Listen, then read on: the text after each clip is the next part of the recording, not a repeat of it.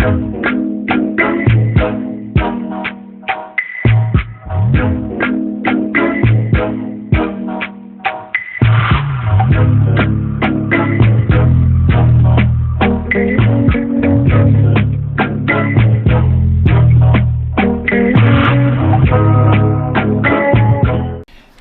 Messieurs, bonjour.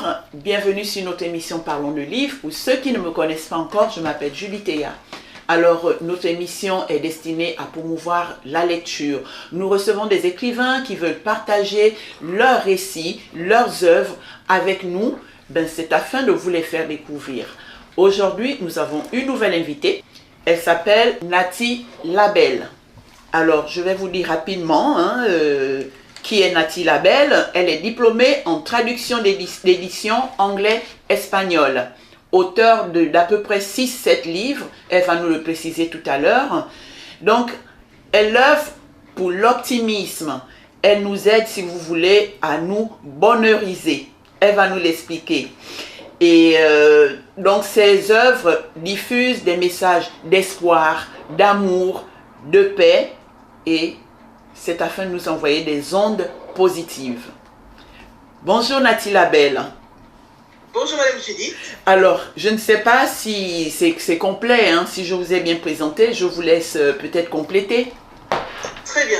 Donc je m'appelle Natty Labelle, comme vous avez bien dit, c'est mon nom de pub. Et mon vrai prénom, c'est Nathalie Sow.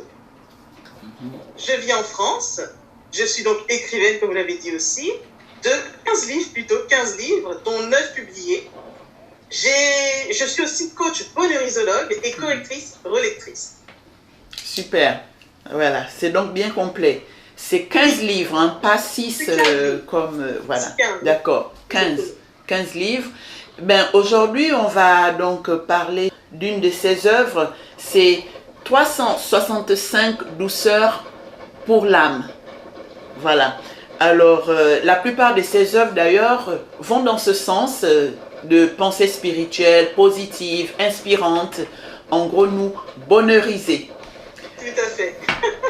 Alors, Natty, la première chose, c'est déjà nous expliquer à nous et aux auditeurs, qu'est-ce que vous entendez par bonheuriser? Eh bien oui, je vais vous dire tout de suite.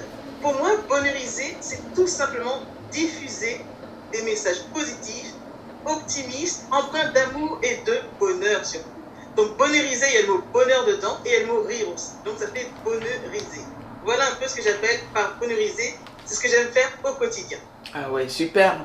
Vous me faites remarquer, effectivement, il y a bonheur et il y a rire. Waouh. Voilà. C'est super ça. Écoutez, votre livre, c'est, comment je dirais, tout ce que vous écrivez là-dedans, c'est comme si vous nous offrez un bouquet de roses tous les jours. Waouh. Oui.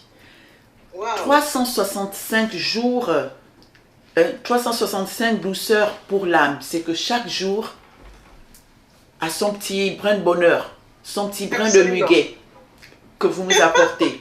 Alors, chaque jour, en lisant ce livre, on a droit à 365 jours de brin de rose.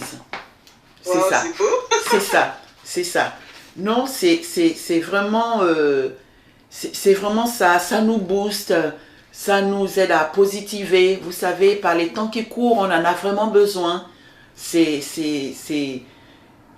dire. En page 7, il y a ce petit poème que vous avez écrit. On va le lire. Je vais vous laisser nous le lire. C'est une note spéciale de vous, Oui. Ah oui. Vous parlez de la note de l'auteur, c'est ça? C'est ça, la note de l'auteur. Donc je vous laisse nous partager ça, voilà, avec les auditeurs. Alors je vais vous dire ça comme ça. Alors, note de l'auteur. J'ai à cœur de vous bonheuriser, mes chers lecteurs. Alors, je commence par vous livrer ce court poème, car je nous aime. Quand j'écris, mon cœur propose, mes doigts disposent. C'est ainsi que j'ose vous livrer ma plus belle prose, afin de laisser place à des jours plus roses, pour ainsi vivre en osmose. C'est magnifique, c'est magnifique. En plus, j'ai remarqué que vous avez ce jeu de mots dans tout, voilà. c'est vraiment poème. Tout à fait. Bonheur, rire. Et cette expression, je nous aime. Oui, Je nous aime. vraiment. Voilà. Éclaircissez-nous un peu. Quand on entend je nous aime. Je nous aime, c'est que j'aime mon prochain, mais je m'inclus aussi dedans, dans l'acte d'aimer. Donc je nous aime. Je ne dis pas uniquement je vous aime, comme si entre guillemets je m'excluais. Je nous aime, je me comprends dedans, dans l'amour que je nous porte. Magnifique, magnifique. Écoutez Nati, on en a tellement. Vous écrivez surtout, de toute façon, sur tous les thèmes. Hein. Il y a vraiment de tout là. L'amitié, la vie, la résilience, la persévérance, le pardon, la gratitude. Vraiment, j'ai presque tout noté. La générosité. Il y a tellement de tout et chaque jour a sa pensée. Tout à fait. D'où vous vient cette inspiration? Oh, elle est divine, ça c'est sûr. Et ce qui est surtout marrant, c'est que très souvent, quand je dors la nuit, vous savez, je suis réveillée du coup par une certaine inspiration et du coup je me lève pour écrire très souvent. Donc c'est comme ça que j'ai pu écrire ce livre, donc plusieurs pensées du coup. Mais c'est souvent plusieurs pensées qui me viennent, surtout la nuit du coup, hein, donc c'est la nuit que ça se passe. Et il me faut donc me réveiller très vite pour écrire immédiatement ce que j'ai à dire. Parce que l'inspiration, quand elle vient comme ça, si on n'écrit pas tout de suite, elle est perdue. On ne peut pas dire, oh non, je vais attendre de me réveiller demain et je vais écrire ce à quoi j'ai pensé. Non, non, c'est pas vrai. L'inspiration, si on ne l'écrit pas tout de suite, c'est juste perdu. C'est super ça, c'est super. Alors, on va lire l'inspiration du jour. Nous sommes le 8 avril. Exactement. Le 8 avril, en page 38, vous dites ceci. Une grande action menée de temps à autre a bien peu de poids face à une suite de petites actions quotidiennes, donc régulières. Seule la régularité rapporte. Tout à fait. Donc alors, dites-nous, qu'est-ce qu'il faut faire pour être régulier Oui, c'est ça. C'est pour expliquer que ce qui marche vraiment dans la vie, entre guillemets, enfin, selon moi, c'est de faire des petites actions, mais régulières. Et non de grandes actions de temps en temps. Ça ne marche pas trop aussi. C'est vraiment la régularité qui nous permet de réussir ce que l'on a à faire, en vérité, vous voyez. Quand on est régulier, on parvient à avoir de bons et de meilleurs résultats qu'une simple action faite de temps en temps. Voilà ce que veut dire cette pensée-là. Du coup, ça rejoint effectivement l'idée que vous prônez dans tout le recueil, c'est self-esteem. Hein? Oui. Vous parlez de self-esteem, vous parlez de se débarrasser des peurs, des inquiétudes, des pensées limitantes. Vous voyez? Parce que je suppose que pour être régulier dans une action, il faut déjà aimer ce qu'on fait. Oh oui, absolument, absolument. Il faut aimer ce qu'on fait. Et puis, c'est une sorte de passion aussi. Il faut avoir la passion dans ce qu'on fait, je crois.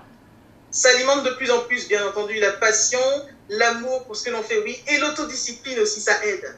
Parce que même si on est passionné, que l'on est passionné et que l'on est motivé, si on n'est pas autodiscipliné, c'est pas sûr que ça fonctionne forcément. Je dis forcément dans le sens où l'autodiscipline, c'est ce qui nous permettra d'aller jusqu'au bout des choses. Vraiment. Exact, exact. Et quant au pouvoir, parce que je vois vous parler du pouvoir de la pensée également. Oui. J'ai décortiqué un petit peu tout ça, le pouvoir de la pensée. Oui, la pensée est créatrice. Donc, ce à quoi on pense, très généralement, on en fait l'expérience. Donc, c'est pour ça que dans mes livres, je nous invite souvent à penser des choses bonnes pour nous. Comme ça, on créera des choses qui seront intéressantes à vivre aussi pour nous. Parce que si nous pensons à des choses négatives, par exemple, on en fera aussi l'expérience et ce sera donc compliqué pour nous au quotidien. Donc, c'est pour comme la pensée est créatrice, ce à quoi on pense, on en fait l'expérience. Donc, autant avoir de bonnes pensées pour que notre quotidien soit plus léger et agréable, j'ai envie de dire. Ah là là.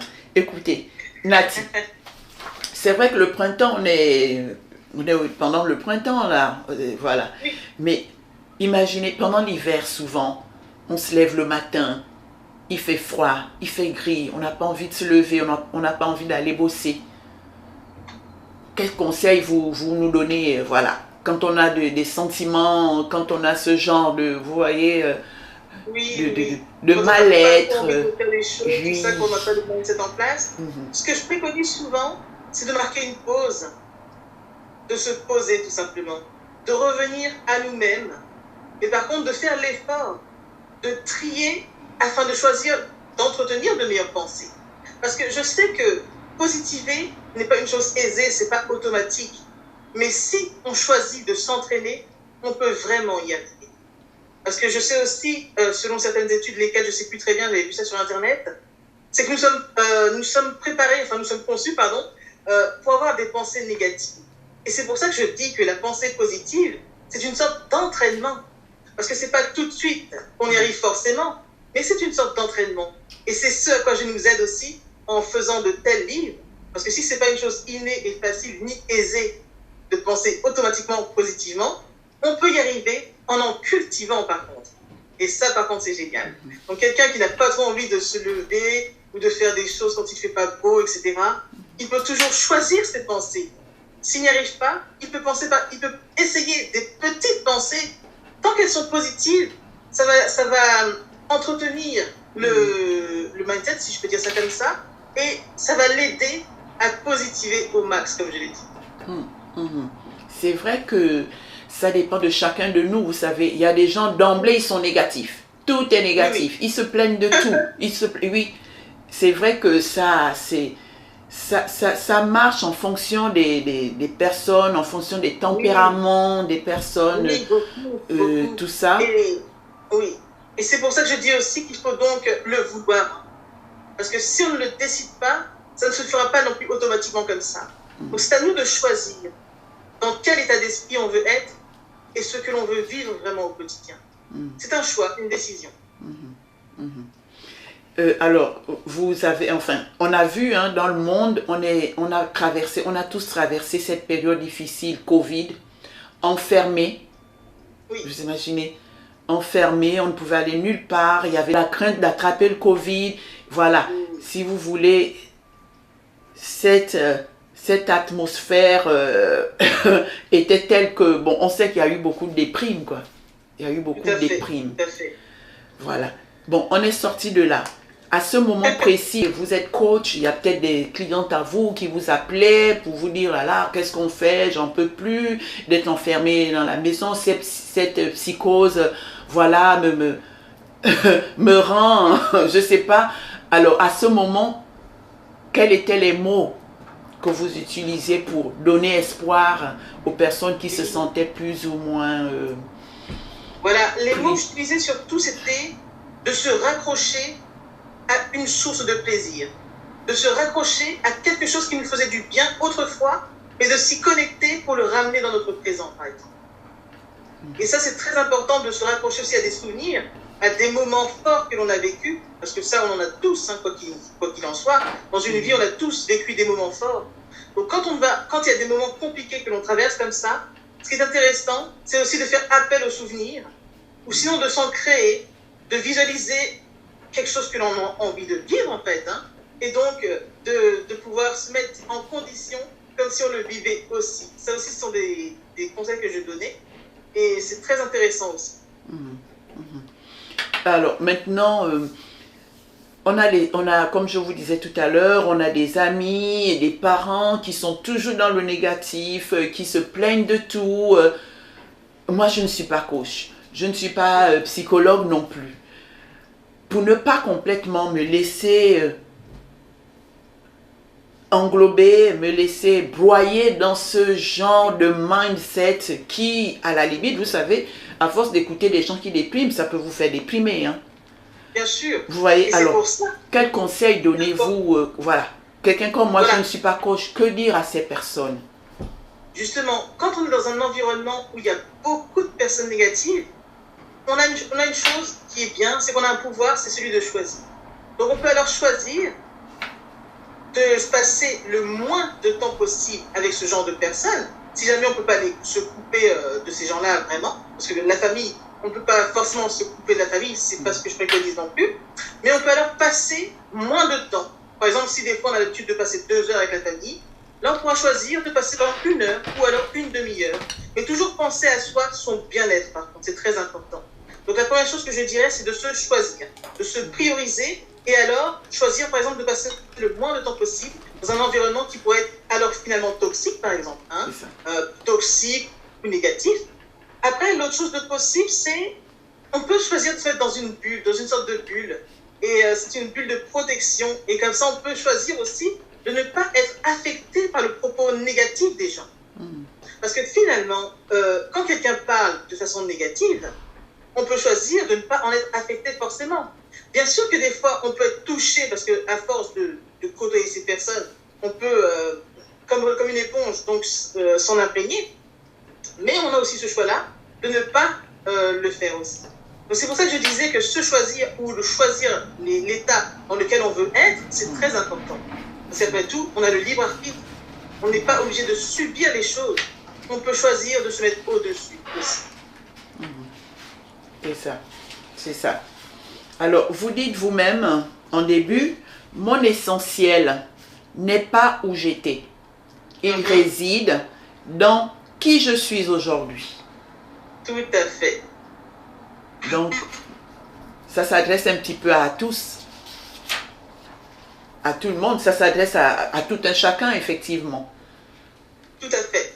Parce que je pars du principe que le passé est passé, on ne peut plus le changer. L'instant présent est le seul instant sain que l'on a maintenant et il se déroule maintenant. La vie, c'est aujourd'hui, la vie, c'est maintenant. Donc, mon essentiel réside vraiment où je suis aujourd'hui et c'est ce qui compte pour moi en tout cas.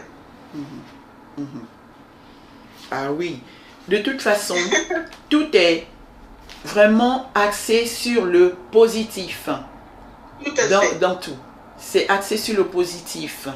Du coup, comme je disais, c'est vraiment une bouffée d'oxygène au quotidien, hein, de vous lire.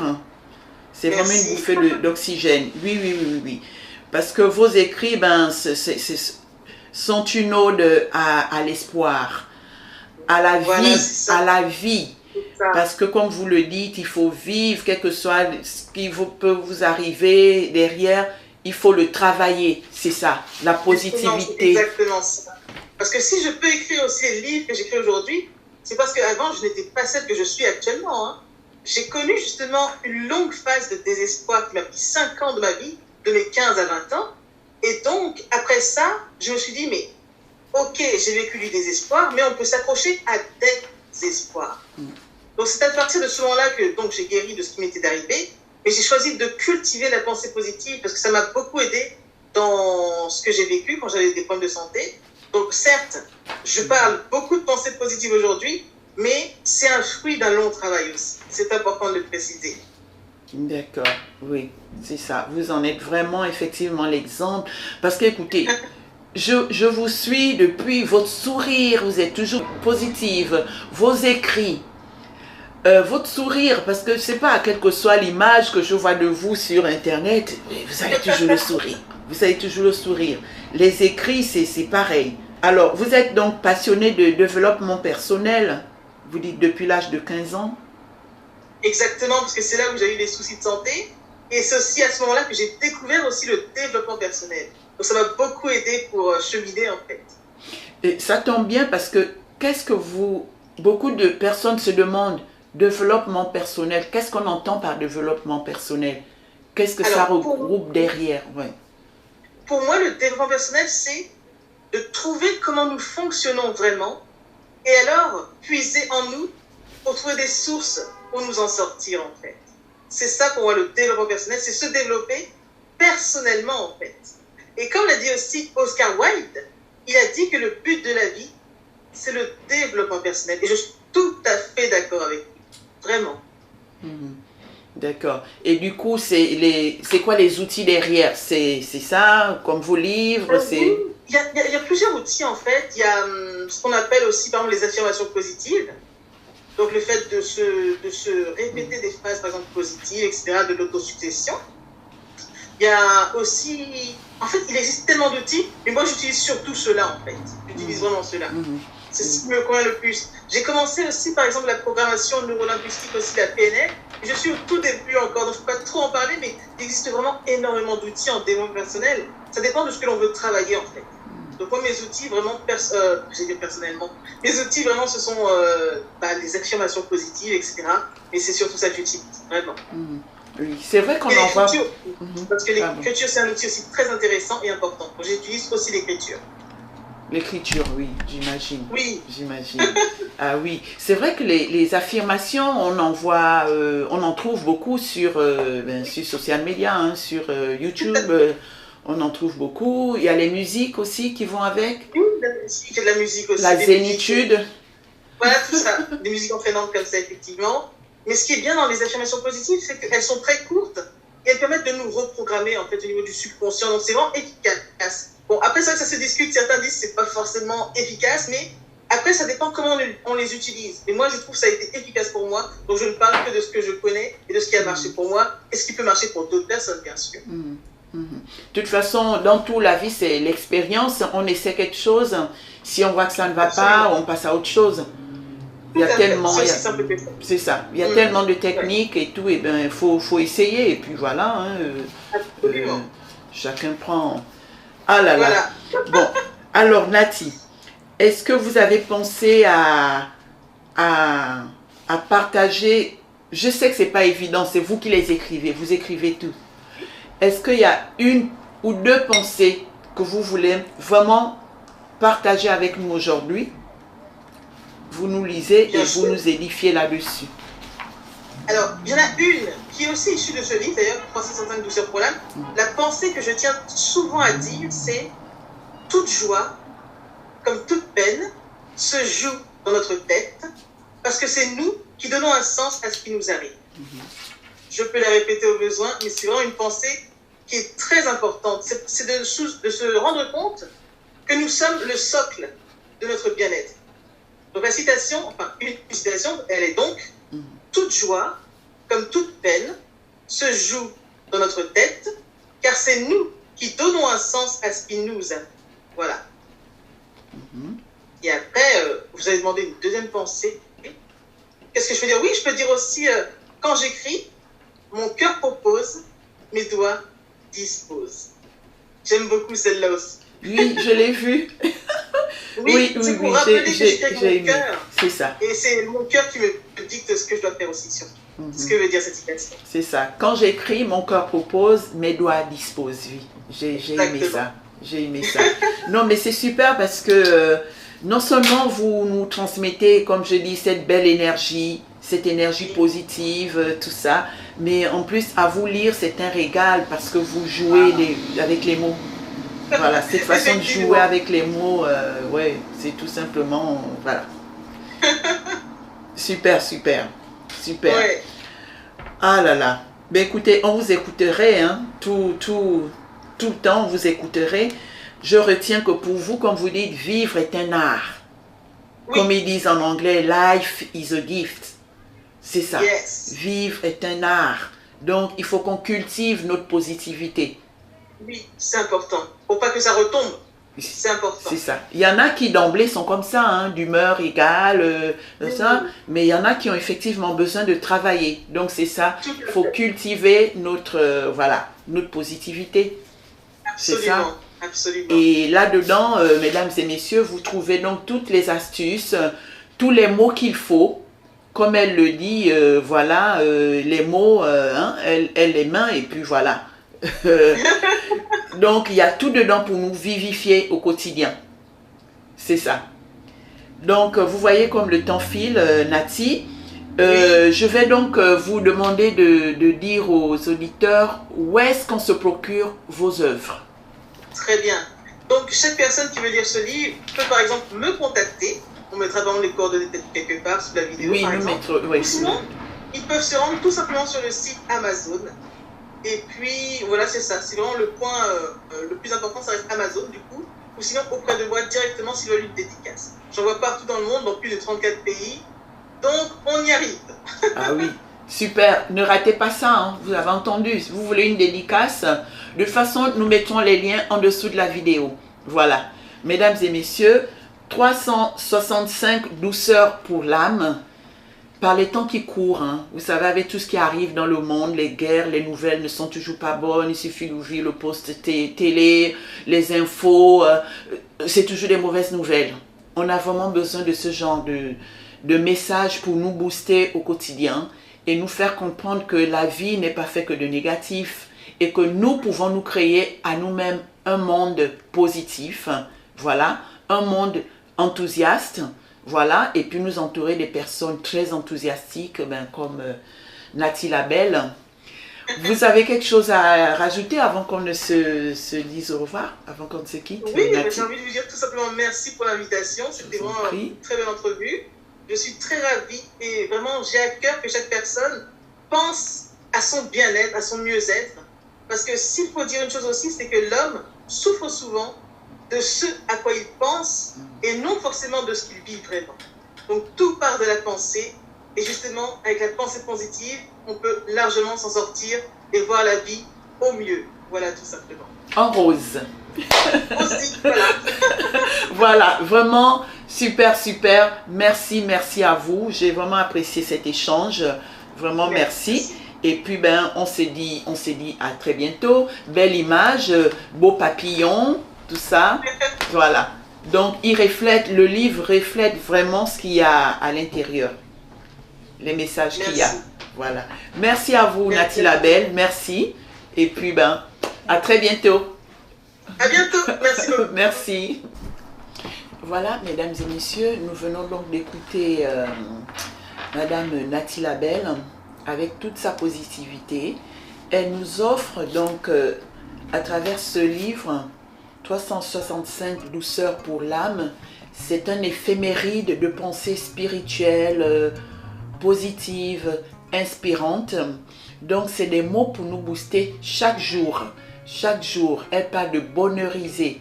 Elle bonheurise le lecteur. Voilà. Donc, quoi dire de plus? Lisez ce livre, franchement, parce que ça aide effectivement, comme elle dit, on se lève le matin, on n'est pas bien, on lit ce livre, on lit les paroles qu'elle donne. C'est vraiment des paroles très boostantes, très inspirantes et qui nous aident à nous motiver. Voilà, elle le partage avec nous et là-dedans, elle parle de tout ce qu'il y a, tout ce qu'il faut comme qualité. Elle dit en fait, on n'a pas besoin de net positive, tout ça, ça se cultive. Il faut cultiver notre positivité. Et là-dedans, elle parle de tout, de l'amour, la résilience, l'estime de soi, les bonnes pensées, l'amitié, la persévérance, le pardon. Voilà, découvrez ce livre, découvrez-le, 365 douceurs. Elle en a plusieurs, 15 livres qu'elle dit qu'elle a écrit, elle en a plusieurs. Donc vous avez le choix, si c'est celui-là, 365 douceurs pour l'âme. Il y a d'autres, optimistes, tout ça. Allez sur sa page, vous allez découvrir toutes ses œuvres. Voilà, c'est vraiment, c'est positiver au max, comme elle dit. Voilà, mesdames et messieurs, vous aimez Parlons de livres, n'hésitez pas, soutenez-nous, abonnez-vous, mettez le pouce, partagez et commentez. On se dit à très bientôt.